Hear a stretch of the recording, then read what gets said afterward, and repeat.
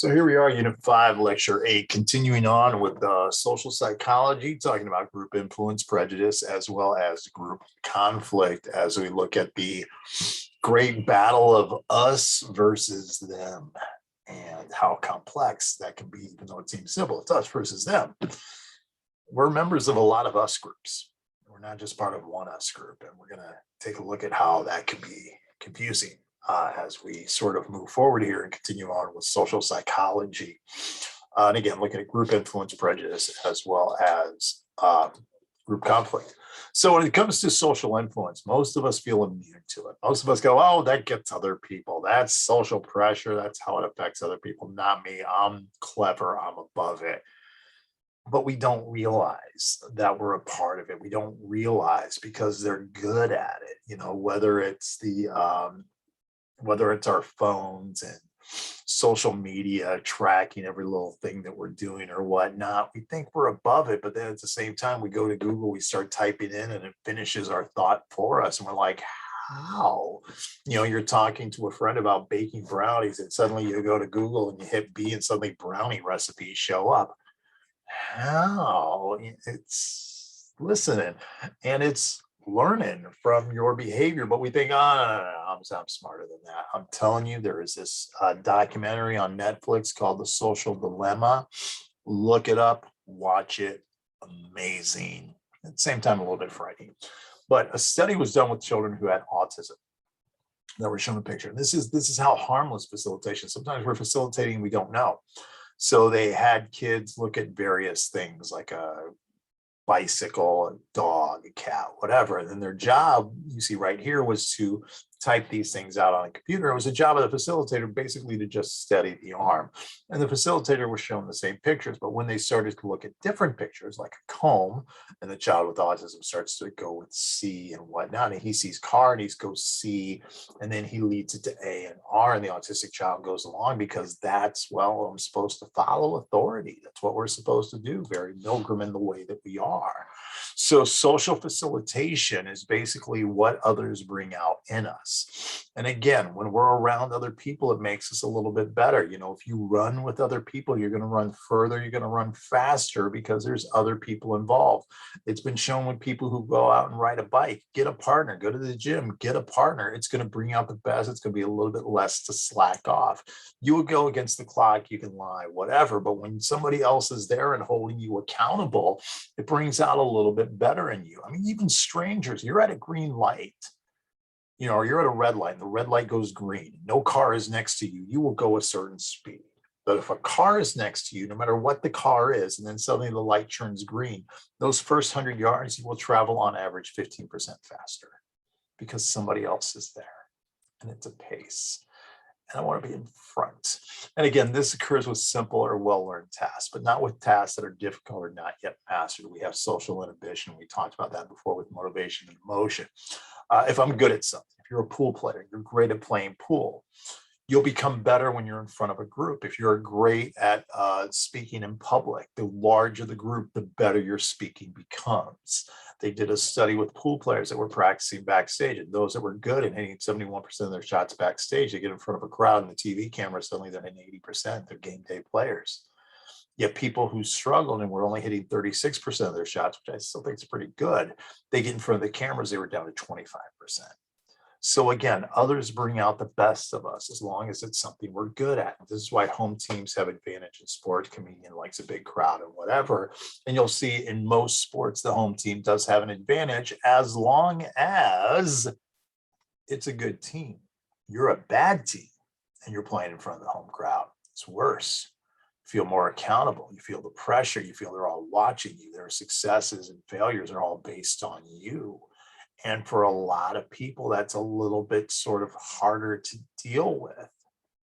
So again, as long as your team's doing well, you do better when you are at home in front of the crowd showing off. Now, at the same time, others don't always bring out the best in us. If I were to ask you right now, show of hands, or you just looking at me by yourself, do you like group projects? And some people go, yeah, I like group projects. Divide the work, more cooks, fantastic.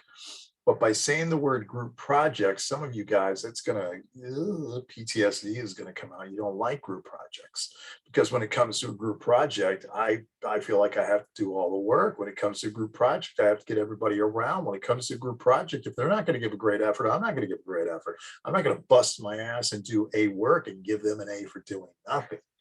And this is the idea of social loafing. If I put you in front of a rope and I said, tug on that rope as hard as you can, and it's only you give 100%.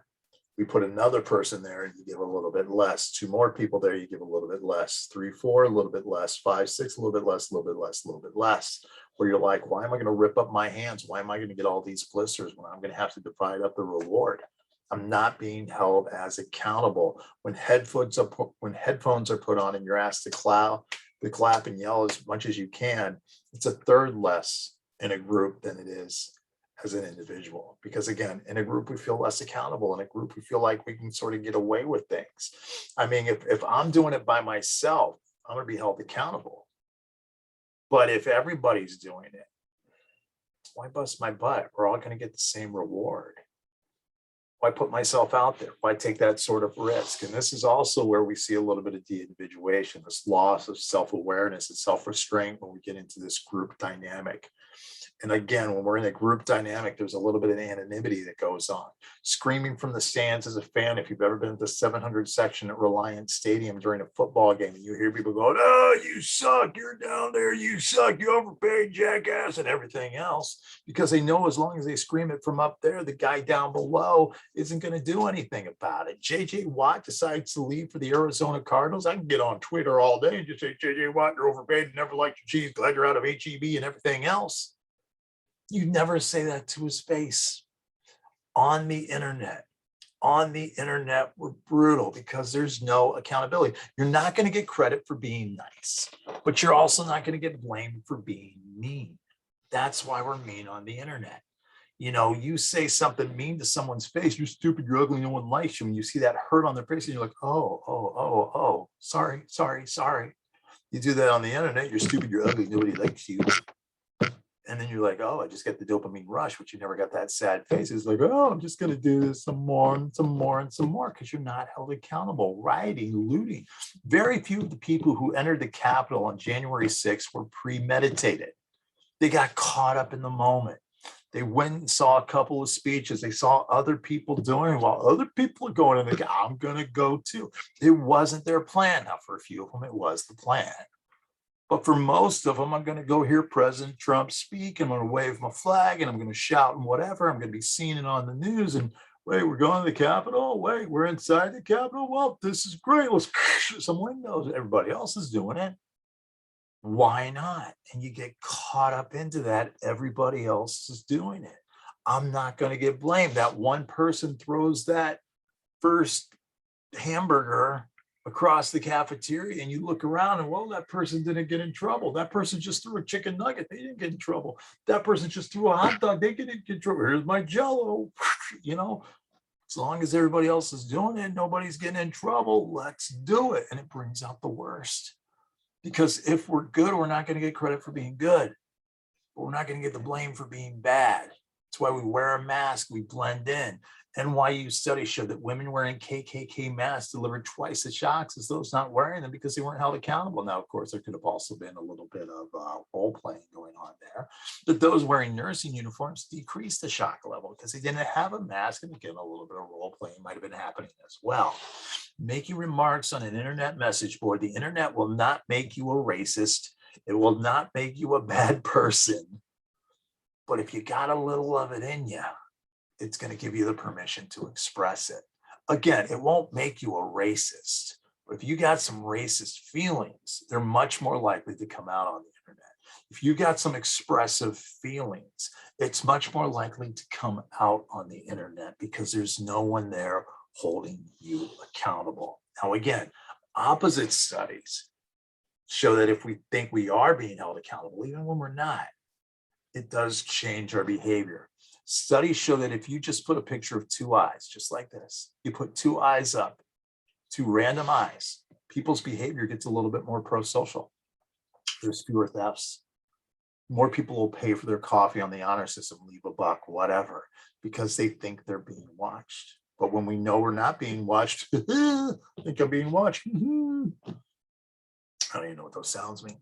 All right. And again, we see this all the time. It drives me crazy. I see these idiots sitting in the front row of basketball games, just yelling at these players because they know they can. They know they can get away with it.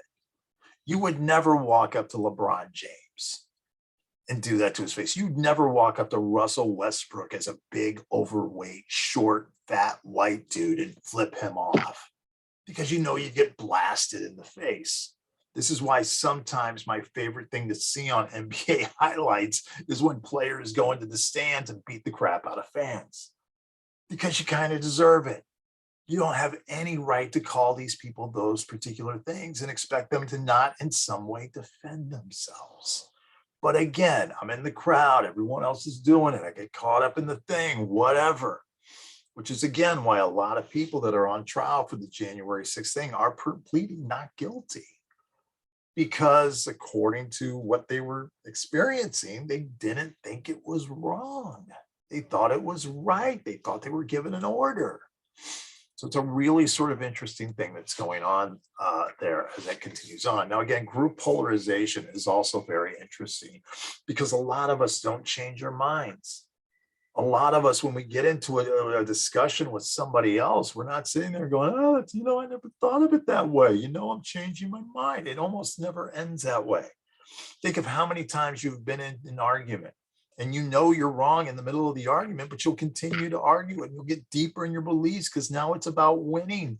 I don't want to admit that what I think is wrong. If I gave you a study on the death penalty, and you got an article about the death penalty, you believe that capital punishment actually brings down crime and it deters crime, you will find everything in that report that supports your opinion. And if you are someone who believes that capital punishment does not deter crime because criminals aren't looking at statistics and what state has capital punishment, you will pull out everything. It's the same thing with vaccinations.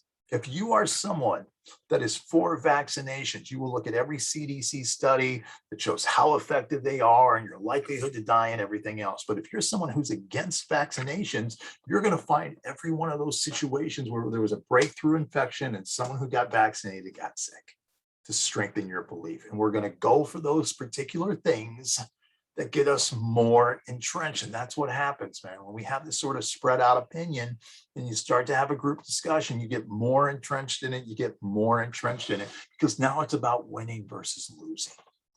Okay, so now it's about, I gotta win. So when you take a low prejudice group and have them discuss, again, racial issues, they will become even more accepting. But if I've already got a group that's prejudiced, and you start talking about race, they're gonna become more prejudiced. You know, you put a group of risk takers together, they're going to become riskier. You put a group of cautious people together, they're going to become more cautious. If a group is like-minded, discussion strengthens that opinion. Now, again, there can also be a boomerang effect. Usually when we hear the opposite opinion, we become more defensive of our own opinion. If I have a conservative who usually watches Fox News, watch MSNBC, that's a little bit more liberal, MSNBC is not going to change their mind. They're going to get more entrenched. And if I have a liberal watch Fox News and the conservative viewpoints there, they're going to become more liberal and think it's even more disgusting, because we want to be right, because now it becomes about ego.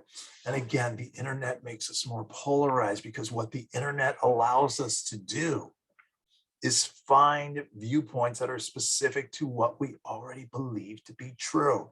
It's why there's 62% of Republicans have few to no Democratic friends, 30% with some or a lot of Democratic friends, and 49% of Democrats have few or no Republican friends, with 31% having some or a lot. So both of them are like 30% there. Why would I want to hang around with someone that has the opposite view of me? And you're always arguing, you're always justifying. And again, no matter how bizarre your belief is, you know, and again, the internet encourages this, because no matter how bizarre of an opinion you have, no matter how out there and weird and wacko your opinion might be, you can go to Google and you can Google and you'll find 6, 7, 8, 9 other people in the world that go, oh yeah, me too. I feel that way too. Yeah, me too. You're part of my group. So no matter what you believe in, I believe that this highlighter is the golden highlighter, and this finds the truth everywhere. I can go on the internet and find other people that are worshiping a highlighter. It might take a while, but I could find them. Then I get together with those people and like, oh yeah, the highlighter. Yeah, we get it, man. Everybody else is screwed up.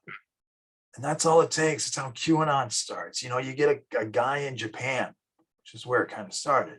This guy in Japan just starts to say, yeah, I'm an insider with the current administration. And I know that Hillary Clinton and Democrats are pedophiles. And if you go to this pizza place in Washington, D.C., and you order a certain type of pizza, what they'll actually do is they'll bring you a child that you can have sex with, and then you can eat the child. That was the beginning of QAnon, you know? And then there was actually a guy who showed up in Washington, D.C. with a gun to save children. And then other people want to get in and look on it. Hang on, got somebody coming here. So anyways, that's the beginning of the QAnon whole thing. And then you find it gets a little bit more mainstream, a little bit more mainstream, a little bit more mainstream. And you get people that are frustrated, especially after losing an election. And they can go, no, I didn't vote for the wrong guy. This proves that I did voted for the right guy. We want that affirmation. That's what group polarization sort of does for us right there. Okay. All right. So as we continue on, let's talk about groupthink. Here's what groupthink is. It's basically, we don't want to stand up to authority because we're afraid of being looked at as critical and not going along. Again, this goes back to the idea of conformity. If I disagree with the boss could fire me. So if everybody just agrees with the boss because they're afraid of being fired, suddenly we all assume, well, no one else is disagreeing with the boss, so the boss must be right. And we sort of shut down these opposing views. This was largely responsible for the Space Shuttle Challenger disaster in January 1986. Because nobody wanted to stand up to NASA. No one wanted to say, hey, you know what? Plastic in the freezing cold of winter is actually going to shrink, and there's going to be a little bit of fuel that's going to come out of these booster rockets, and waboom is going to happen. Nobody wants to mention that because you don't want to be the guy who cancels the mission while everybody is watching because a school teacher's on there. 2 minutes later, all 7 astronauts die live on TV because nobody would stand up to the NASA administration. That's the idea of groupthink. Now, what we also have is something called a self-fulfilling prophecy. And the self-fulfilling prophecy, a lot of us go with, well, if that's what you think I am, I might as well act that way. I mean, if your parents yell at you and you get in trouble for things that you didn't do, I mean, think of how many times you got in trouble for something you didn't do. And then you start to think, well, if I'm going to get blamed for that anyway, I might as well do it. So sometimes it's just easier rather than argue with people and try to convince them that you're different than what they perceive you to be. They're going to perceive you to be that anyways. Well, hell, I might as well just go with that because it becomes easier. It becomes easier for us to do. Okay. This gets us locked in. We recall the study that we told women, that men were in speed dating, and women said that they had found them attractive, or the guys thought that women thought that they found them attractive, then those guys acted more attractive. You know, people who idealize their dating partners, they're going to be better. You know, if you're dating someone and you go, you're amazing, you're wonderful, you're fantastic, you're so funny, you're so charming, they're going to go, you know what, I'm amazing, I'm witty, I'm funny, I'm charming. They're going to act more that way. But if you're dating someone, you go, oh God, you're just so difficult, you're so dramatic, you're such a, that's what they're going to become, because that's what you think of them anyways. Let's go ahead and do it. You know, if you're dating someone and you go, oh, you're too good for me, oh, you just want to see other people, you just want to break up, you keep implanting that. Well, as long as that's what, no matter what I do, you think I want to do that anyway, so I might as well do it if I'm getting blamed for it. All of this priming happens. It can work both ways. You know, Asian American women, they did a study with Asian American women taking a math test. When reminded that they were women before the test, and said, all right, girls, and they kept saying girls, and all right, ladies, and okay, girls, and all right, ladies, girls, you know, don't worry too much because girls don't do as well at math, whatever. When they were primed about being women, they did worse on the test. But when these same women from the same group were reminded, hey, okay, well, let's go and make sure that you check your ethnicity there, and Asian, and don't forget Asians well in math because of your tiger moms and all that. When reminded and primed of that, they did better. They did better. And as a matter of fact, it even made a little bit of a difference of where this test was done. Because when this test was done in Berkeley, California, there's a little bit less of a difference. But when this test was done in Athens, Georgia, where the racism was a little bit more prevalent, priming had a little bit more of an effect. So again, when you're primed with the gender differences expected, the gender differences occur. When you're primed where the gender differences are not expected, there's less of one.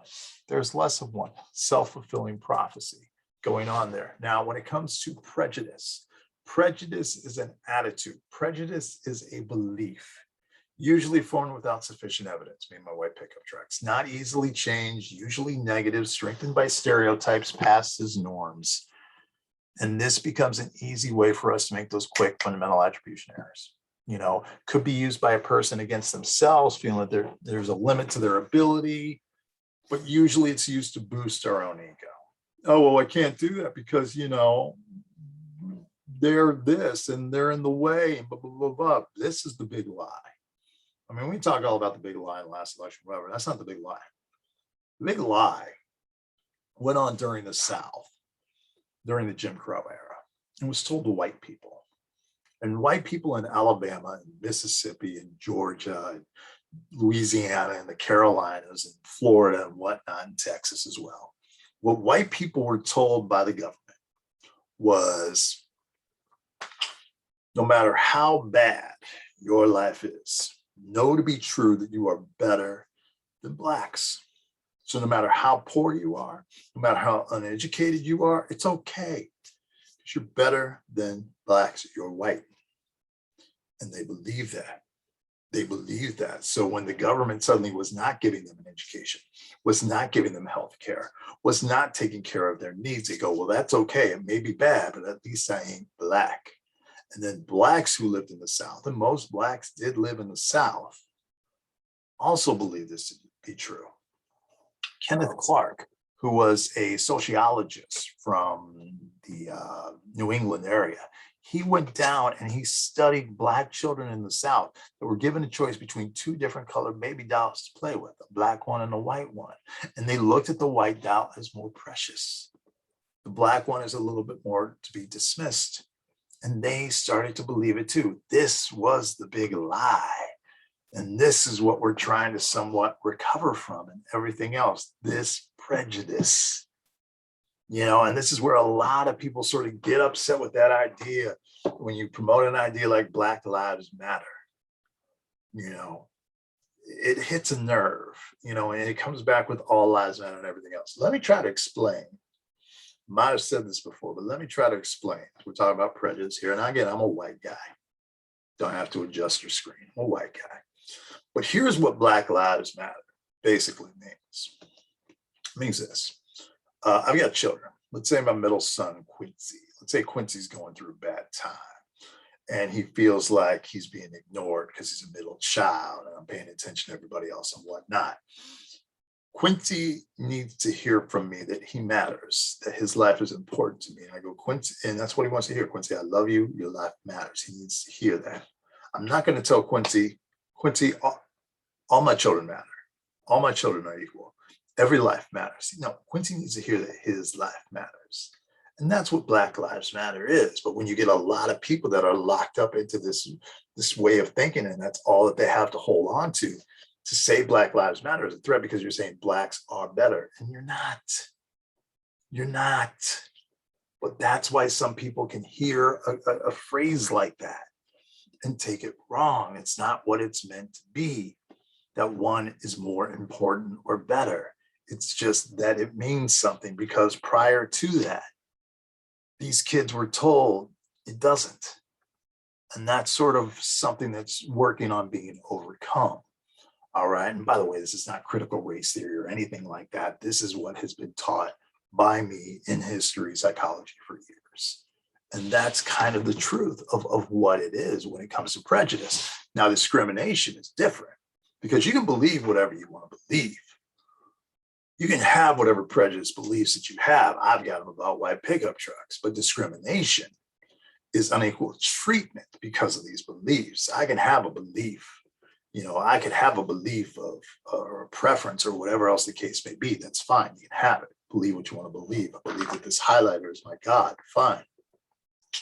Discrimination is when you take this belief and you treat others differently. When Rudolph can't play in the reindeer games, that's when it becomes a problem. Okay, and it's usually based on stereotypes, which is sort of this general belief. And a lot of times the racism and the stereotypes and the discrimination are kind of subtle. They're kind of, we don't see them. As a matter of fact, I was a principal in Detroit for a couple of years. And there was a time where I was doing some hiring. I was trying to hire a new English teacher. And I came down between a man and a woman. And everything else was equal about him. And I decided I was going to offer the job to the man. And the reason I was going to offer the job to the man and not the woman is because they were both young, right out of college, whatever. And I thought to myself, she can become pregnant, he can't. Because I had just had a teacher the year before get pregnant, and I had to come up with a sub, and all this other stuff kind of became a pain in my butt, whatnot. And I went, you know what? He can't get pregnant. I'm going to offer him the job. And he turned me down. I turned around and offered the girl, and she was amazing. But that's discrimination, and that's illegal. I cannot punish a person simply because of their gender. But that's the kind of discrimination we face all the time. We feel discrimination. Good-looking people have an advantage over unattractive people. That's discrimination. When a guy goes, I like blondes, I don't like brunettes, that's discrimination. Now, again, that's not legal because it's dating, whatever. But when it comes to jobs and all these other preferences, yes, of course, there's discrimination out there. And there becomes what is called a stereotype threat. And a stereotype threat is when an individual's expectations and a negative stereotype about themselves is going to influence others' judgments. It also influences their performance. Oh, just remember, you guys are a lower socioeconomic class, so you don't perform as well on the STAR test. Well, they're not going to perform as well. It becomes a self-fulfilling prophecy. You need to know your place. Stay in your lane. And the defeat is pre-established, so less effort is made. It's used by those in power to remain in power. You don't want to give it up. In nations with less cultural equality between boys and girls, boys score better on math tests. When you take a look at places like Turkey, Korea, Italy, US, where there is definitely some gender discrimination between the sexes, you see a greater gender gap in math. Women have a better gap in reading, guys have a better gap in math. But then when you come over here where the sexes in Norway, Sweden, I think it's Iceland, if I'm not mistaken. I don't think that's Israel. I think it's Iceland. Poland as well, where there's not as much discrimination between the genders. You'll notice that there's less of a gap in math, even women performing better in math here, but they still continue to do better in reading. Interesting. It's really kind of interesting there. Okay. Most Americans today hourly express much less racial and gender prejudice. I know you go, no, there's so much out there. Well, on the internet, people are writing whatever because it's easy to do, but outwardly, there's actually less than there used to be. And if you don't think that's the case, watch a movie from the 70s, the 60s, the 40s, all these Disney cartoons that are suddenly being edited or suddenly being, that's just the way it was. Watch The Little Rascals from the 30s. It was part of society. The racism was put in. But a lot of times today, the racism is subtle. It's kind of hidden. And again, some groups who claim to not see race and not see gender or anything else, like the Democratic Party, if you look deep at the numbers, sometimes they show it. Look at the 2016 Democratic New Hampshire primary between Bernie Sanders and Hillary Clinton. Bernie Sanders won 60 to 38. No big surprise, he won by 22 points over Hillary Clinton. He was from Vermont, still is from Vermont. So of course he was going to win. But if you really look at the number, amongst women, Sanders only won 55 to 44. So he won by 11 points. Amongst men, Sanders won 67 to 32, a 35-point split. Do you think it's possible that some women were voting for Hillary Clinton just because she was a woman? Well, isn't that sexist? And do you believe that some men were voting for Bernie Sanders simply because he was a man and against Hillary Clinton because she was a woman? Well, isn't that sexist? and the Democratic Party is not supposed to be sexist. Republican Carly Fiorina, who only won 4% of the Republican vote in the 2016 primary election. She won 4% of the male vote. She won 4% of the female vote. There was no gap. So again, a lot of times we don't show it. And a lot of times people are really good at hiding it. And there's this great test called the Implicit Association Test, the IAT. You can take it online. It's a really fascinating test. And this shows implicit bias. And it's very similar to the Stroop test of the words that are different colors and whatever, how it takes that extra half a second.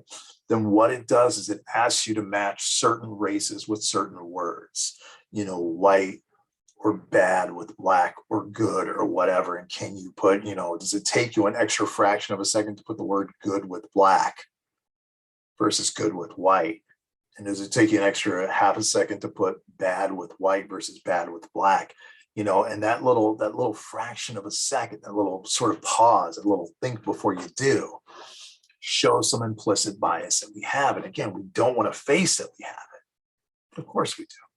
Of course we do. We all have a little bit. Again, we see the tiger outside of the zoo. We're all going to run. We're all going to run. It doesn't look like it's part of my group. Tiger is not part of my group. And this becomes the in group versus the out group. The us's versus the them. Any group that you belong to, you feel an emotional connection to, that is your us group. People who you share a common identity with. But people who you disagree with, does not belong to, you feel competition from them, that is the them group. They, the them. Out-group members are perceived more likely to be just like all the rest, while in-group members are seen much more individualistically. When we take a look at these people right here, okay, it's not as easy as stars on the belly versus not. We take a look at all these people. These are a bunch of people waiting in line for the next iPhone, iPad, whatever to be released. Now, again, I have an iPhone. I don't even know which iPhone this is. This is an iPhone 7, 8, 9, 11. I don't know. Whichever one my wife got tired of gave me. That's the iPhone I got. These people are going to wait 24, 36 hours in line when you could just, when you could just order it online, have it show up to you 2 days later. No, I want to be the first to get to it. I want to be the first to talk about it. I want to have it in my hand hours before anybody else. And they will wait 24, 36 hours in line. I look at these people. I'm like, what are you doing? Why would you do that? I just don't get that. Yet this guy right here understands this guy right here, and this guy right here understands that guy right there. They get it. I love a good Star Wars movie. Look at that. Pinball machine. I got a Revenge of the Jedi, not a Return of the Jedi, a Revenge of the Jedi poster over there. I got a little tiny Millennium Falcon right here. I got that. I've got a little son got me this. I got a little Mandalorian mug. I've got some stuff. I like a good Star Wars movie. Now, again, am I going to dress up at the premiere of a movie? No, of course not. I'm not that into that group, So there's the us group, there's the them group. We get the us group because we're part of it. The thems seem a little bit weird, and we separate people by something simple and meaningless, the color of their shoes. If I separate people by the colors, randomly separate people by the colors of their shoes, the people the color of one shoe is going to start to inflate. They're more important than the others. And they're going to start to feel superiority. Purpose, I'm part of this group. The January through June birthdays versus the July through December birthdays. Well, it's better to have it later in the season. I'm going to have one of those spring birthdays. They'll make their group, they'll inflate their group, they'll make it more important because it's my group, it's the us. They're the thems. And this us versus them, we've got in-group bias that goes on with that. In-group bias is the tendency to favor our own group at the expense of the out group. And again, our group is random. Cy Woods is a 212 spirit. It's Cy Woods 212, extra degrees of steam, and it makes the engine go. And why do you have that? Because you live north of 290, you live west of Telgi, and you live east of Mushki. But if you lived a half block over on Mushki, you're all about the Bears. If you live on the other side of Telgi, which some of you guys do that are at Sci Fair watching this, your Bobcat fight will never die. But that's just it. It's random. Texas has it. Don't mess with Texas. The in-group bias where we feel Texas is better than everything. Texas is, Ford truck. It's a Texas edition. You think they got that in Idaho? You think Ford's got the Idaho truck, it holds extra potatoes? No, we've got it. You know, you go to Burger King, get yourself a Texas Whopper, it's just a Whopper with mustard. You know, but they don't have a Maryland Whopper. What is that, got crab cakes on it? You know, no. Texas has that. And as a result of that in-group bias that we have when we go out of the state of Texas, and you tell someone who's out of Texas that you're from Texas, they come with you with every prejudice, stereotype, whatever about Texas. Y'all ride horses to school? What up, y'all? Country? Do you line dance? Can you take a line dancing for gym? You know, and as much as they can make fun of that, when I was at Texas A&M University, you could take country western dancing as gym. You know, so maybe there's something there. But, you know, you get that. And again, race is prevalent of it. Flash a picture of a person of another race for a tenth of a second, less time than we're consciously aware of, and the amygdala will light up because immediately I know that's not part of my group. And again, race is just this immediate thing. Flash the picture for a longer time, and the prefrontal cortex will light up to override the amygdala because you know racism is wrong. Well, most of us know racism is wrong. The amygdala does not become activated to our own race. Becomes more activated if already racist, show a picture of with a shock, and it will condition us to fear that race.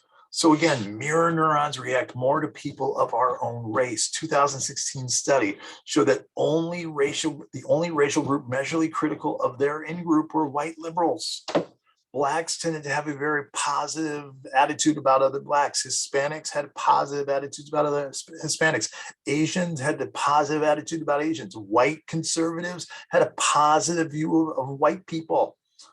But white liberals, kind of self-hating because of the guilt and everything else. And I'm sorry, Blacks, Hispanics, Asians, I'm sorry. You know, that responsibility, you know, makes them less pleased with their own group. And that's a very weird thing. Most in-group bias is there and it's inflated. You know, when you get to this us versus them thing, you know, us, my group, we're noble, we're loyal, we're composed, we're distinct individuals. Our success is due to hard work, and any failings we have, well, that's just the circumstances holding us back, but we are hard workers. They're threatening, they're angry, you can't trust them, they're disgusting, they're ridiculous, they're simple, they're homogenous, they're interchangeable, they're all alike. And when they fail, they deserve their failures. And when they're successful, well, they got lucky. It's us versus them. And us is more correct.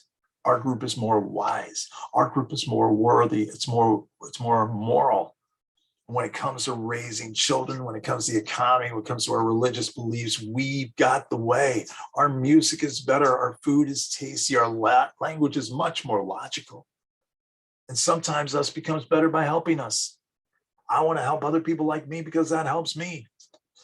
And sometimes us becomes better by hurting them. The amygdala reacts to fearful us, but not fearful them. If I see a person that's part of my group and they're being threatened, I feel threatened. But if I see a person that's part of the them group and they're feeling threatened, I don't feel threatened. As a matter of fact, I might feel a little bit better because as long as they're threatened, I'm doing better.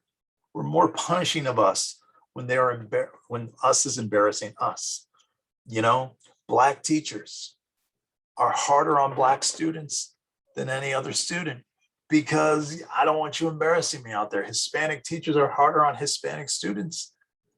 You know, white teachers harder on white students because of part of a group. And by the way, I'm only using race in this particular situation because we're part of a lot of us groups, which I'll talk about in a second. I'm a Bengals fan. Right here, little helmet. I love the Bengals, not just this. There, big time. Right there. I am a Bengals fan. I can even go old school with you right here on that helmet right there. I love the Bengals. Now, that's one group I'm a part of. I don't know if anybody else loves the Bengals. So I'm kind of on an island here in Houston, Texas as a Bengals fan. I've worn a Bengals shirt when the Bengals were playing the Texans, and I've had other people boo me. And then I don't like Texas fans because we're playing them in the playoffs. It's part of them. I don't like that. You know, I went to Texas A&M University. That is part of my us group, the we, the A&M, but I don't agree with everybody who went to A&M. As a matter of fact, when I get on message boards and I see some of these A&M fans, graduates, t-shirt fans, whatever, spewing about A&M and how bad UT is, TU, whatever, and Oklahoma coming over from the Big 12 and all these other things. And I hear how bitter they are, how stupid they are, how illogical they are, how racist some of them are, how misogynistic some of them are. But they're part of my group. But I'll tell you what, when A&M loses a football game, I feel a little bit better because I know at least those guys are having a bad day. Because even though they're part of my us group that we went to A&M, I'm not the misogynist. I'm not part of that group. The them. Insular cortex is activated by disgust. We have this little insular cortex when we're disgusted by something, when we smell something rotten, when we taste something bad, this disgust. That insular cortex that's lighted in our brain when we taste that, when we smell that, is also lit up when we see them. Pictures of drug addicts, homelessness activate this because we would never be a drug addict. We can't have compassion. I've never been addicted to drugs. I can't be compassionate for that person. They're addicted to drugs. I'm not. That's part of the them. When I see homeless people, I have a home. They don't. So I can't read that. It's part of the them. So when I see someone who's homeless, I see someone who's a drug addict, it's harder for me to be sympathetic for it because that's not part of my group. Abuse of them is more acceptable because they're simple people. You know, sometimes it's by it is implicit. They just, why don't you like them? I just don't like them. There's just something about them. They just don't like it. So it's within us. We can't even explain it sometimes. You know, when you talk about slavery, you know, it was justified in the South because, you know, well, they're simple people. They couldn't survive on their own. And by the way, what the South was saying in the 1800s, 1700s was no different than what the Egyptians were saying, no different than what the Romans were saying, no different than what the Europeans were saying. And by the way, when the Northerners were all about, you know, how could you treat people that way in the South and all these other things? It's so terrible. How can you do that? We're all people. Really? You people in the North that were running these factories full of immigrant labor? If the guy got his hand cut off, you fired him, you hired somebody else. They weren't treating their immigrants in the North much better than the slaves were treated in the South. You know, so it gets a really sort of weird and hypocritical on a lot of this because we do categorize, because again, categorization is easy. It's easy. Stereotype beliefs that are a byproduct of how we cognitively simplify the world. Okay. And again, we're going to use race here because, and the reason I keep using race is because race is easy, because it's the immediate. So I can see, you know, in the same way gender is. I can see I'm a guy, that's a girl, whatever. You know, most of the time I can figure that out. Not all the time. Okay. But a great example of this is in sports. We see it in sports all the time. You know, they asked these people at Princeton University to listen to a basketball game. Okay, listen to a basketball game and pay particular attention to this one player. His last name was, let's call him Jackson, was his last name. All right. And one group was told that Jackson was a black athlete. And the other group was told that Jackson was in fact a white athlete. Then afterwards, they were asked, how did Jackson do in the game? If you had to rate his performance. Well, when it came to athletic ability, those who believed that Jackson was black said that he had superior athletic ability. Those who believed he was white, a little bit less. Those believed that he was black said he had this level of court smarts. Those believed that he was white had more court smarts. And we hear this all the time. We hear this on the NFL. Quarterbacks. Peyton Manning, he's a coach on the field. He's a coach on the field. He's got to think ahead. He's got to study more. He's always in the film room, always studying. You know, Cam Newton, quarterback for the New England Patriots. Now he's got God-given ability. That's 6'5", 230 pounds. It's just a God-given ability. Cam Newton's pretty smart. He's a pretty smart guy. Graduated from Auburn. He's pretty smart. And Peyton Manning was also 6'5". He said still at 6'5", and he could throw a ball 75 yards. That's not just a smart idea. That's a God-given ability. You know, we simplify people in other groups as they. We emphasize the diversity of our own. We are members of many us and them groups. Again, I'm a Bengals fan. I have certain political beliefs. I'm a father, so I group myself with other fathers. I'm a man, I group myself with other men. I am middle class, so I group myself with other middle class. I am a guy in my 50s, so I put myself with other people that are in the 50s. I'm a college graduate. I'm all these things. I'm a Star Wars fan. I love Pepe Le Pew. You know, there's a lot of things that I got. So what happens is, which group is more important than other groups? And by the way, often there are members of our us group that we are embarrassed by to have in our us groups. And these people who embarrass us tend to get the most attention. The Jerry Springer show right here. These two women who are both pregnant by the same teenage dad, and they're out there fighting over him. You don't think I look at that and I'm embarrassed to be white? You know, to watch these trashy people fight. It's like, oh my God, you're embarrassing me. Oh, it's so embarrassing to be white. I feel like I got to apologize. You know, when I see something like Charlottesville happen, and this is actually true. When when you see this outward racism of white people, I'm like, oh, geez, I'm going to have to go out and apologize to everyone. I do find myself that when something in the news happens of white people in general being racist, I find myself as a white person purposely being kinder to people of other races, holding the door open at the convenience store a little bit more for someone who's Hispanic or Black or Asian. Just, you know, hey, it's okay. But I feel like I've got to apologize. You know, when I see a guy at a bar hitting on a bunch of girls with terrible, I feel like I need to go up and apologize for men. You know, I really do.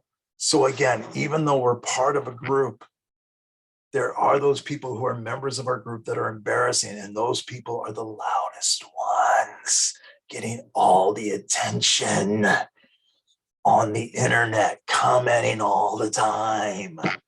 Stop it. You're embarrassing us, and you're helping them when you do that. And again, these are all these different groups that we're a part of. And again, this categorization happens easy. By the age of 3 or 4, people already realize the gender group they're a part of. They already realize the race they're a part of. And we do it without even realizing it. You know, when the teacher every morning, good morning, boys and girls. Oh, so there's boys and there's girls. Interesting. We've been grouped. You know, the teacher doesn't go, good morning, everybody with odd number birthdays and even number birthdays. They don't do that. Or just good morning, children. Well, even children, I'm putting you in the group of children. You know, we look at languages. Some languages have masculine words and feminine words. So that's sort of being put into us. And again, race is the greatest us versus them because it's on the surface. You know, race is like wearing a t-shirt of your favorite team. You know, and that happens too. You know, if you're a Texans fan, you're really a Texans fan, and somebody else is just simply wearing a Cowboy shirt, you've got an attitude about that person. You know, so you're a UT person, and suddenly you see somebody with an Oklahoma bumper sticker on their car, you are making judgments. You're part of that group. So again, race is just sort of the easiest thing, and race is so hard to define because we don't live back in the 1860s anymore. But even as recently as 1950, if you had one great grandparent that was Black, so you're 1/16 Black, and all the rest of you have 15 grandparents that are white, one that's Black. In Oregon, you're considered white. In Florida, Louisiana, some other states, you're considered Black. It was the one drop rule, which wasn't outlawed until 1967. Hell, Louisiana, and I think it was the Dred Scott case. I think it was the Dred Scott case. No, I forget. The Dred Scott case, that was property and that was slavery.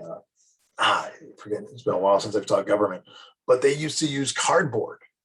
You know, they used to use cardboard. Let's assume this right here. This isn't cardboard. This is kind of wood, but we could assume that would look like cardboard. They would take a piece of cardboard and they put it against somebody's skin. And if you were darker than that, look, I'm darker than that. I'm Black in Louisiana. Boom, there I am. Listen to the Soul Train or whatever. That's how they would determine it. And race is harder and harder to define. Us versus them even occurs within races. You know, hair color. Think of how redheads are treated.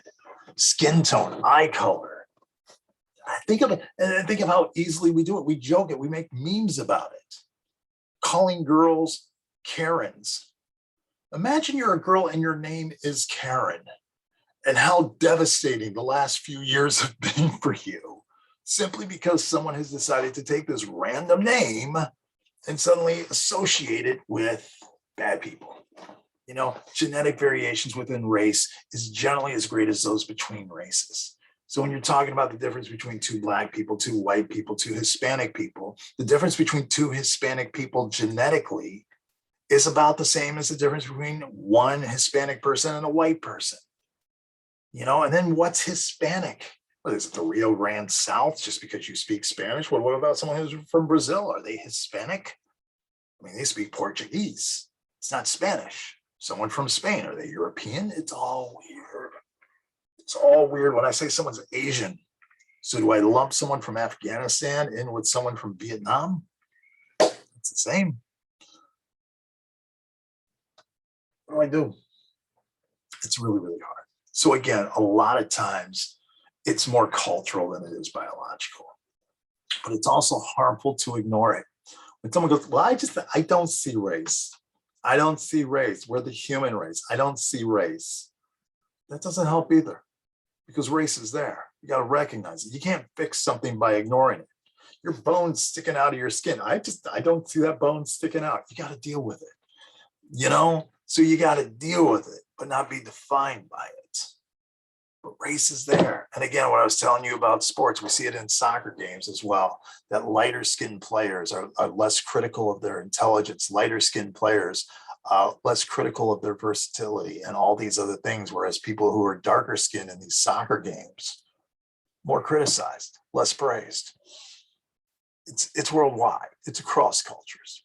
Sometimes we have what is called the just world phenomenon. The just world phenomenon, where we believe that people sort of get what they deserve. If I were to tell you a story and go, you know what, I was out last Tuesday night. And when I went out last Tuesday night, I was out till like 3 a.m., got really, really drunk. Then I was in downtown and I was looking for my car. And when I was walking to my car on the south side of downtown at 3 a.m., really drunk, I got mugged. Can you believe it? I got mugged. If I tell that to my friends, you know what my friend's reaction would be? What are you doing out drinking until 3 a.m.? What are you, an idiot? As if I deserved it. You know, if suddenly once it hits 2:30 in downtown Houston, the purge takes place and it's okay. It's your fault. You put yourself there. And we blame the victim. We do it all the time. We blame the victim. You shouldn't have been there at that time. We tell girls, you should not have worn those clothes. And you know, as ridiculous as that sounds, I can show you court case after court case after court case of men who have been accused of rape. And what they'll use as their defense, Exhibit A, here's what she wore that night. I mean, Your Honor, look at what she wore. What do you expect? I expect you to be a gentleman. You know, a girl can wear whatever she wants. A girl should be able to walk around with no clothes on and nobody should say anything. Because that's the society we live in. March of 2021, this is absolutely true. March of 2021, the Minnesota Supreme Court overturned a rape conviction of a man who sexually assaulted a woman who was passed out because she chose to get intoxicated. The case was basically this woman, she got drunk, she showed up at a bar. The bar said, you're too drunk, we're not letting you in. So a guy sees her outside of this bar, takes her, puts him in his car, goes home, rapes her. She wakes up the next day. She reports it as a rape. And the Supreme Court said no, because he did not get you drunk. You chose to get yourself drunk. We blame the victim. We blame the victim. And folks, I'm not talking about 1921. I'm talking about this year, 2021, as I speak here on August 6th of 2021. It's a few months ago. We blame the victim a lot of times. Scapegoat theory, let's blame somebody else. You think it took me long to find this on the internet? Thanks, Obama. Became a meme. Everything that was wrong in our life from 2008 to 2006, thanks, Obama. Girlfriend broke up with me, thanks, Obama. 290 shut down, thanks, Obama. Obama has nothing to do. The president of the United States has nothing to do with 290 traffic. That's a state thing, you know? And it's the same thing with Trump. You know, as much as conservatives blamed Obama for everything and they're blaming Biden now, liberals blamed their lot in life, blamed the virus on Trump. hurricanes on Trump. You can't do it, folks. You got to take responsibility of your life. My life is no different. It was no different under Biden versus Trump versus Obama versus Bush versus Clinton versus Bush versus Reagan, except I was 13 at the time. It's no different. I take care of me. My wife, does she decide to marry me or not, had nothing to do with Obama, had nothing to do with Bush, had nothing to do with that. But we like to blame other people. We like it to not be our fault. It feels good. Hitler blaming the Jews for Germany's depression and losing World War I. It wasn't the Jews, it's the German leadership. It feels good to blame someone else. And we do it all the time. Damn immigrants coming here to America, taking all our jobs. Really? Are they jobs you want? Anything stopping you from going to Home Depot at 6 a.m. and waiting in line to have someone hire you? Go get it. A lot of them are jobs we don't want. Damn Chinese shipping all those cheap products over here. Stop shopping at Walmart. It's our fault. It's my fault. You want to blame immigration? Blame this guy. I'll tell you why. I had to get some landscaping done in my house. I had two different contractors come up to me. One contractor said to do everything that you want. Everybody's legal, everybody's insured, it's all good, but to do what you want to have done, it's going to cost you $20,000. This other contractor tells me, listen, I do it for about $8,000. If you can pay me in cash, I can do it for $8,000. My guys ain't exactly legal, but that's okay, because if one of them falls off the roof, you can't sue, you'll get deported. So one guy's going to do the job for $20,000. Other guy's going to do the job for $8,000 cash. Who do you think I'm more likely to hire? I'm going to tell you who I hired, but who do you think I'm more likely to hire? $12,000 difference? Who's shopping at Walmart? That's who you blame for the Chinese. This phone, these phones, we want the cheap iPhone. You know, it's our fault that there's people in China working in sweatshops who are in a dormitory who are just, working 19, 20-hour days. There are dormitories at the Apple factory in China that are surrounded by nets because these people have such a useless life that they don't want to live anymore, and they're trying to jump out and commit suicide, and these nets are catching them because so many of them are doing it. That's okay. I want the cheap phone. I want the cheap clothing. I want the cheap clothing. You don't want to pay for clothing that's made in America, where we got to pay people $15, $16 an hour on a living wage, when I can get this shirt right here. This shirt cost me $8.99, made in a sweatshop and wherever the label's from. I want the cheap shirt. It's my fault. It's my fault. But we don't want to take the blame. We want to blame somebody else. And again, when it comes to conflict, we perceive enemies as them. The Soviets saw Americans as imperialist warmongers during the Cold War. The Americans saw the Soviets as the evil empire. And by the way, the fact that the Empire Strikes Back had just come out when Reagan was president, really, sort of held that. And when we think of the enemy, we perceive them with disgust. We try to make them seem like we insult them with terms like dogs and rats and whatever. They're cockroaches. And we try to get those feelings of disgust. The brain lights up the same whether we're eating a cockroach or we perceive someone's acting like a cockroach. They're acting like an animal. They're animals, lock them up. It gives us that sense of disgust in the same way that inner feeling that we have when the enemy is perceived as them. Okay. And again, someone who's great at this, and please don't think that this is me knocking them, but President Trump was great about us versus them. That is what the us were all in with him, and that them were really upset, but he thought he could activate enough us to go against the them. You go back in 2016, when he just first started to run for president, he had 3.2 million followers on Twitter.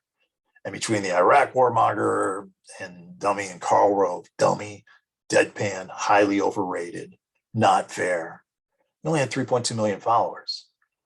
Within a month and continuing this, running for president, suddenly he's up to 42 million followers. This is why some people would argue that he was just, he liked the free advertising. Then suddenly within another month, or within a couple of years, I'm sorry, this was a year later, once he was elected president. And then a couple of years later, he's got 58 million followers. Everything he says gets attention. And as a result, since this time, and he's got more followers, Democrats and Republicans, who basically both liked the news and said that the news should keep people doing the right thing. Suddenly Democrats are liking the news a whole lot more than Republicans are, because the news is being critical of Trump. And if you went back to the Obama administration, Democrats were much more critical of the news, and Republicans liked that it held Obama accountable, to come up with terms like fake news. The news is against us. Nobody had said anything about fake news. Suddenly right here, fake news, 2016. And we start to take a look at that. Most Americans still support the watchdog role of the media, but it's getting less and less and less over time, from 75 to 70 to 65%. It's getting less and less. And again, this idea of we even go against our own group because the us become the them. This is what's called the social trap. It's also known as the prisoner's dilemma. The prisoner's dilemma is basically two people are arrested for whatever. Do you question the people together? And of course, the answer is no, because they're boys. They're together. They're going to keep their story tight, or girls, whatever. They're going to keep their story tight. So I want to question them separately. And I want to tell the other guy, hey, Tommy's turned on you or whatever. Because again, we trust a complete stranger better than we do our best friend, because our best friend has probably at some time in our past screwed us over. Complete stranger's never done that before. So they put these people in this game, which is called the social trap. And in this game, this tit for tat sort of game, you're basically told this: person one, if you choose A and your buddy chooses A, you both get $5. But if you choose A and your buddy chooses B, you lose $5 and they get 10. But if you choose B and they choose A, you get the $10, they only get 5. If you both choose B, nobody gets anything. So the optimal outcome is this: both people get $5. Nobody loses anything. The most probable outcome is this, because you don't trust them. People had higher levels of recorded dopamine when they won and more activated amygdala when they lost. Women who cooperated and gained equal rewards had similar levels of high dopamine as if they had won. Cooperation is like winning. Now, when this was called the Wall Street game, people were less cooperative. When this was called the community game, people became more cooperative. By pursuing our self-interest and not trusting others, we can end up losers, But again, our best friend, we're going to remember in a time of crisis, when did they screw me over? Stranger never screw me. Think of how many strangers you just implicitly trust. You're going down the road. This guy's coming down the road. I'm trusting that he's just not going to and go right into me. I trust that. I don't know this guy. The guy that's at Kroger in line in front of me. And I'm just sitting there doing, hey, whatever on my phone. I trust that he's not going to just turn around right in the face. He's not going to hit me. I just trust that he's not. He's going to hit me. I'm not doing that all the time. I trust people. I trust every day. You're trusting me right now that what I'm telling you is true. You trust it. Okay. And again, President Trump was beautiful at dividing the us versus them and breaking the trust by giving people all the nicknames. You can't trust them. You can trust me. Only I can do it. Amazing at it. I'm going to make America great again. Beautiful. And just sort of the us versus them. And if you're for me, that means you're for America. If you're against me, you hate America. This division, this us versus them, it gets people riled up. It's really fantastic the way he did it. I'm not saying it was fantastic the way he did it, but it is brilliant. Absolutely brilliant. You can't deny that. All right. So that gets us through lecture 8. Stop the share right there. And then the next one, we'll get into lecture 9.